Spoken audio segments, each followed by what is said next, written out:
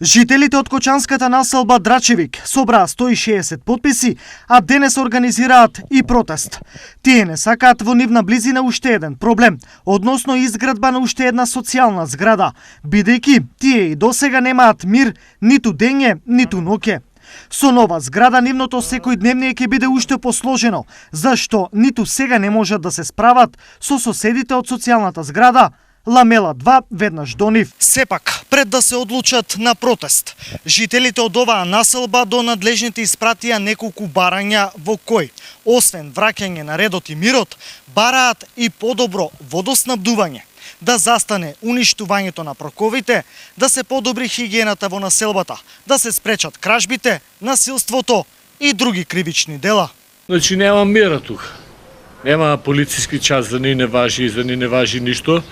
Имаше овај парк направен тука, искаше ја ги играчките. Значи секој сака, има некои тука внуци, некои има деца, сака да си ги пуште. Децата не може од нив.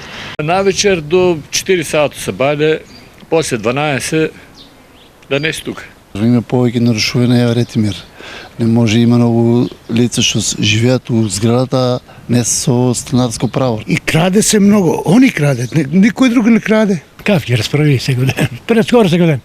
Сега, околу зградата имаме депонија и пуштањето на многу гласна музика. Овие сериозни граѓански проблеми се работа и за полицијата, која во врска со поплаките од Драчевик се огласи со следното соопштение. СВР Штип е запознат со случајот и ги презема сите мерки и активности за одржување на поволен јавен ред и мир во наведената населба. Во делот на барањето за подобро комунално работење и хигиена во Драчевик, од локалната самоуправа на Кочани велат. Дел од жителите не ги почитуваат редот и дисциплината и не ги почитуваат законите, што значи дека овде проблемот се ростира на друга страна и ги повикуваме институциите кои се надлежни за овој проблем да ја земат работата во своји раце и навистина да ги решат проблеми. Нивното неодговорно однесување и проблемите кои ги прават на вистина на жителите кои живеат во тој дел на градот.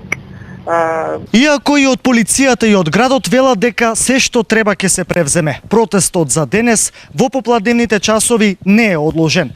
Нивното клучно барање да се стопира изградбата на нова социјална зграда останува. Мислам дека двете улици потпишаа сите комплет, и јас потпишав.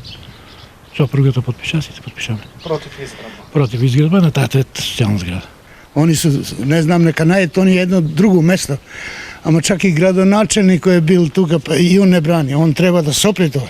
Веќе ќе градат до таа зграда, трета зграда треба да се изграде, а ние нема да изозволиме да се граде. Но дали тоа е можно? Таа зграда ја гради Министерството за транспорт и врски во соработка со Министерството за труд и социјална политика и зградата се згради според урбанистичкиот план од 1998 година, каде што се предвидени парцели за А2 намена, што значи колективно домување.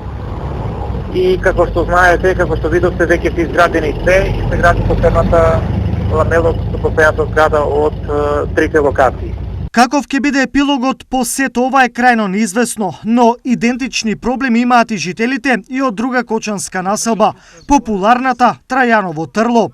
Таму во април колективно беше спречена изградба на нова ромска населба, но експресно се случи сериозен проблем. Тепање на дете при кражба и јавна закана на неговиот родител дека ќе убива се поред.